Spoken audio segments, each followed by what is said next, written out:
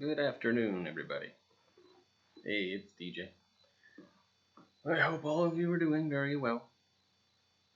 Um, so it's actually morning time here. It's when I'm doing the class, but saying good afternoon because this is when I'm gonna send out the video. All right, today what we have is we have some safety trainings to go over. It's actually just one, but it was in 3 different segments, but they're all related to the same thing.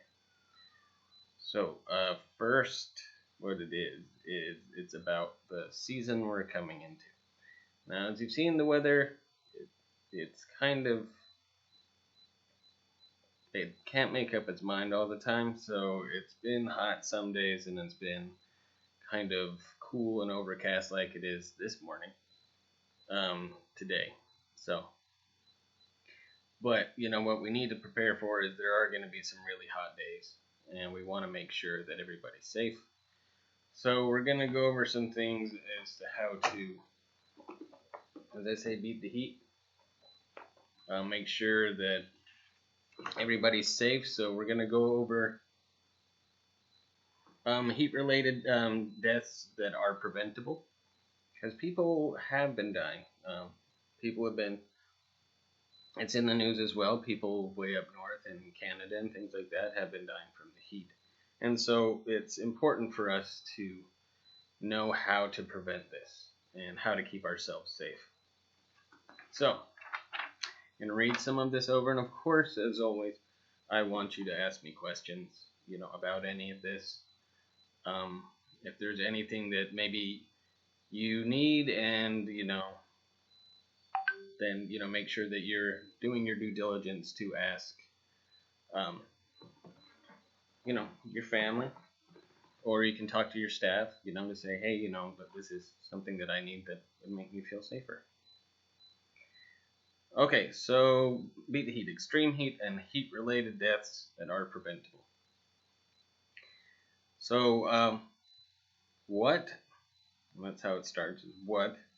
Extreme heat or heat waves occur when the temperature reaches extremely high levels, or when the combination of heat and humidity causes the air to become oppressive. And what they mean by oppressive is it's difficult to breathe, and it's difficult to breathe normally.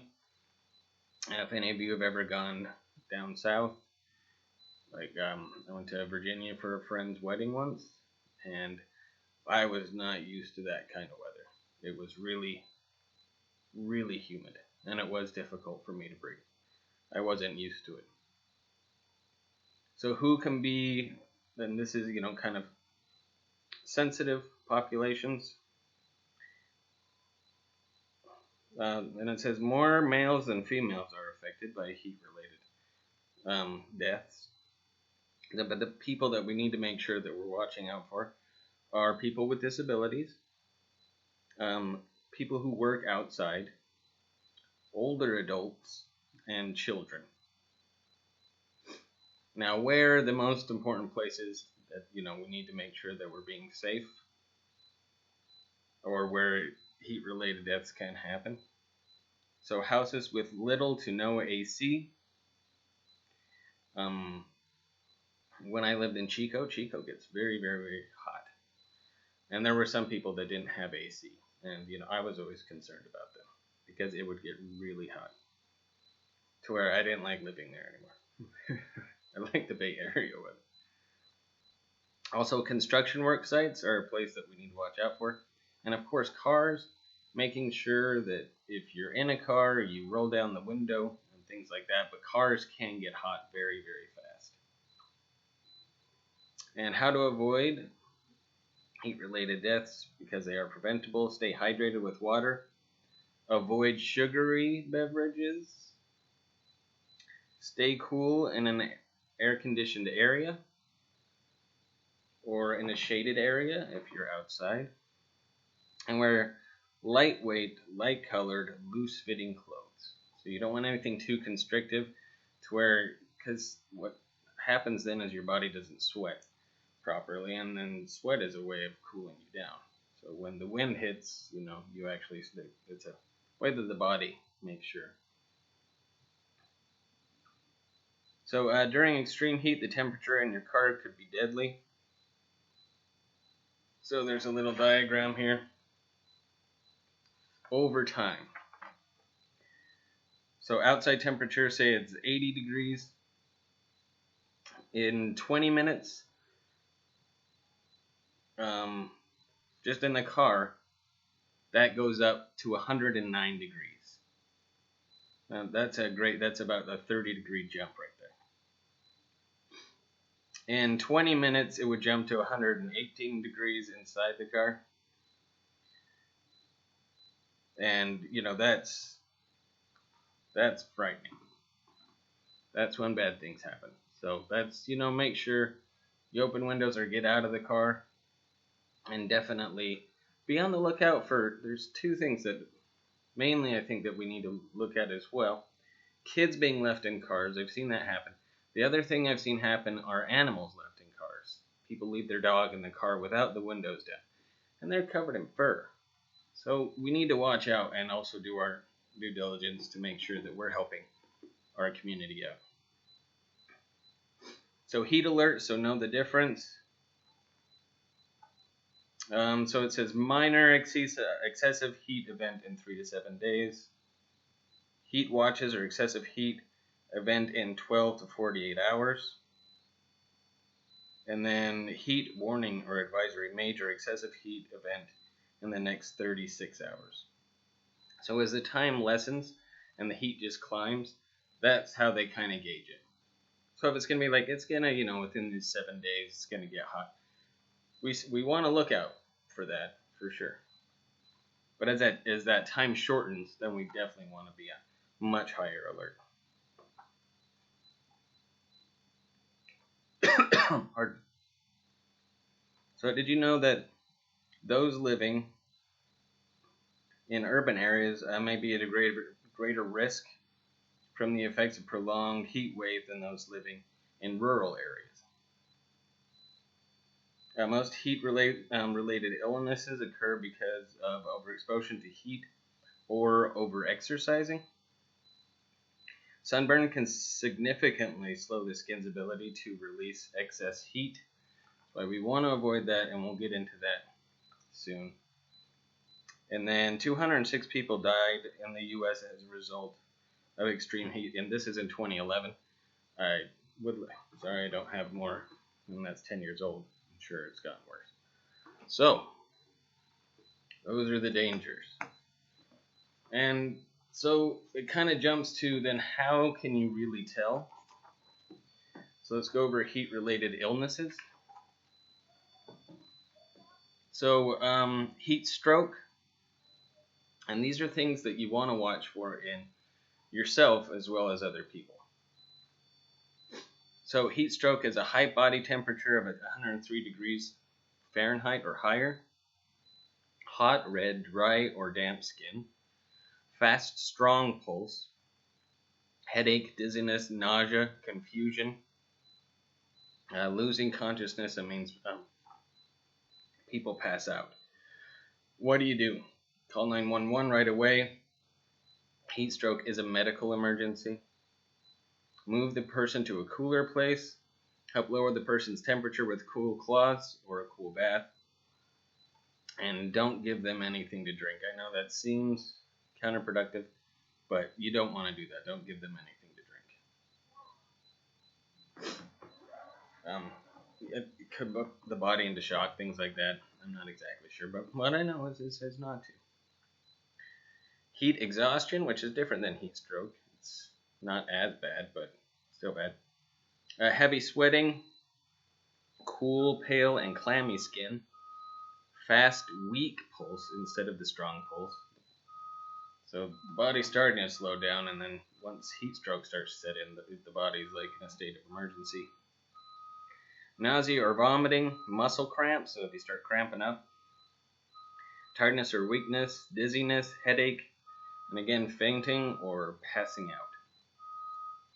What do you do?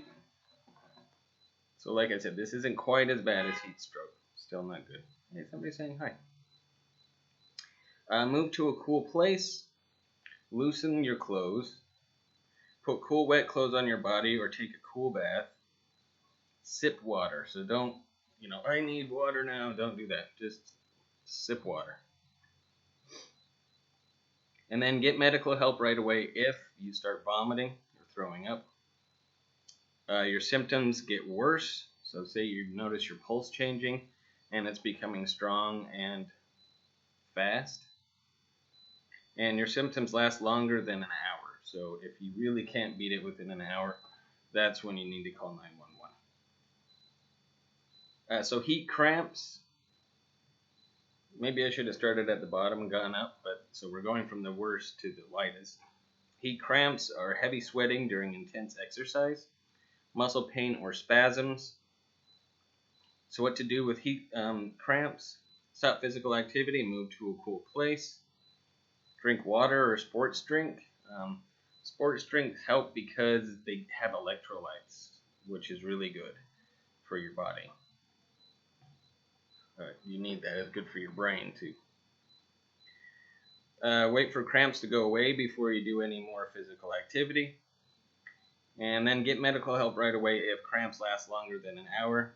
You're on a low sodium diet, so not a lot of salt. Or you have heart problems, which hopefully you would know if you did, because we need to go to the doctor and find those things out. So do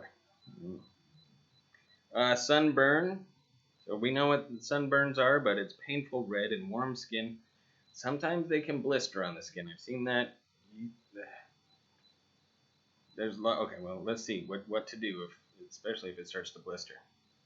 Stay out of the sun until your sunburn heals. Put cool clothes on sunburn areas, or take a cool bath. Put moisturizing lotion on sunburned area.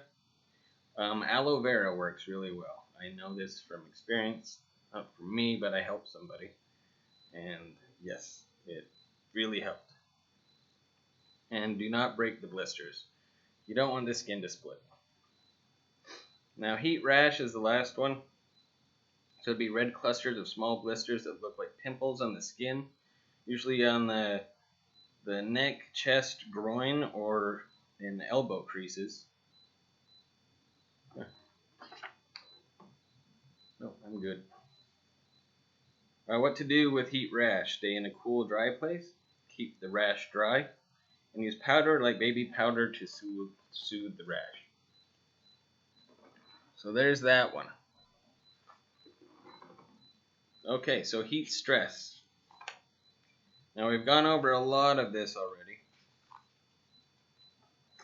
So I'm not going to go over it too quickly. But since we have talked about it in that last one, we don't need to go as in depth. But so this is heat stress. What are some risk factors for heat stress?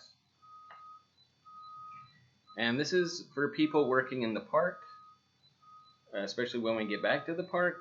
These are things when the heat is on, which we probably won't be, but it's still good to know if you are working outside or somewhere else what to do.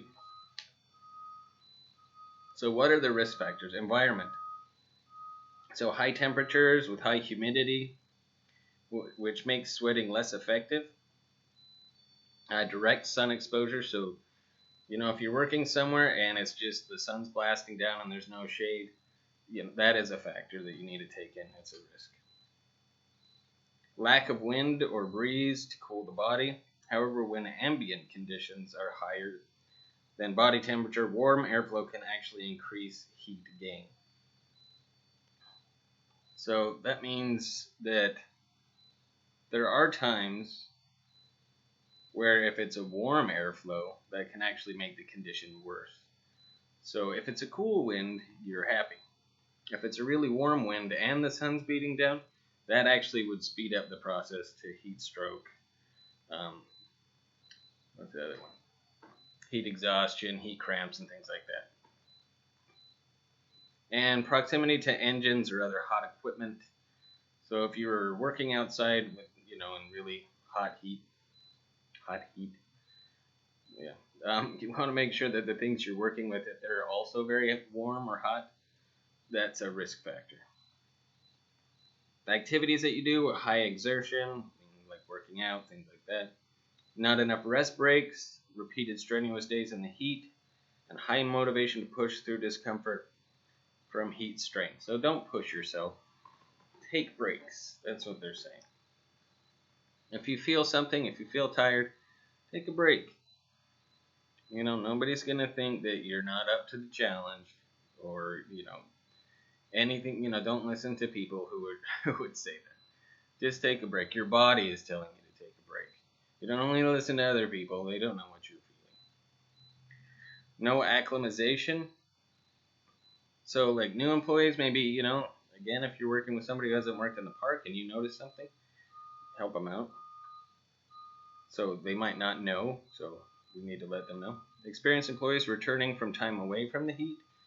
So sometimes people forget how hot it can actually be, and they're like, I just got back, I'm ready to go. And then it goes, medications can definitely be a risk factor. So even like allergy medicine, things like that. High blood pressure. Yeah. So if any medication that you take could really increase that. Dehydration, of course, one of the most important risk factors is people not drinking enough water. Prior heat illness. Other factors, over the age of 60. Non-breathable clothing or personal protective equipment. And if you drink alcohol in the past 24 hours, that's going to speed up. That's a risk factor for heat stress.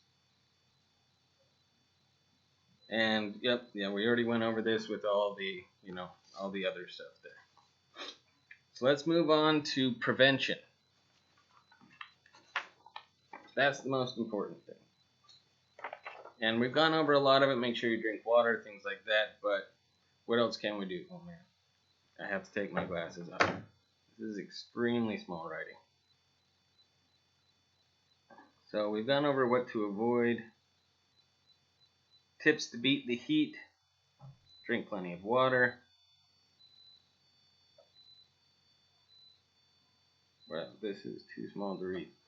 But the clothing here, I wish that we could do a close-up right there. That's kind of how you want to dress. Nice big sun hat, nice cool fitting, they've got water, lightweight, a hat. Shorts if you like to wear them. I don't really like shorts, but there's other pants that are also very breathable and they're loose fitting. And again, it goes over just heat exhaustion and everything like that, but this is more what we need to do and how we need to dress when it comes to being out in the heat, Wearing a hat is good to keep, anything to keep the sun off of you, especially if it's very sunny. Visors are kind of good. It may not be the most fashionable thing, but heat escapes from the top of your head. So, sometimes hat might actually trap some heat, but it does block the sun. And so a lot of hats that you can get, like gardening hats, things like that, they're bigger, but they also help the heat still escape from the top of your head. Always drink water. Make sure you have nice, cool clothing on, loose fitting. You don't want anything too tight, constricting yourself. And we want to be safe and watch out for one another. Like I said, I think that's keeping yourself safe is number one. Safety is always first, but making sure that we help keep others safe as well. That's right up there. Well, anyway, this has been the safety training for today. I hope you enjoyed your class. Please, if you have any questions, concerns, comments, anything like that, suggestions, please let me know. Let the whole group know. We're all going to be on the same feed, text-wise. So, yeah. Anyway, I miss you all. Hope to see a lot more of you face-to-face. Okay.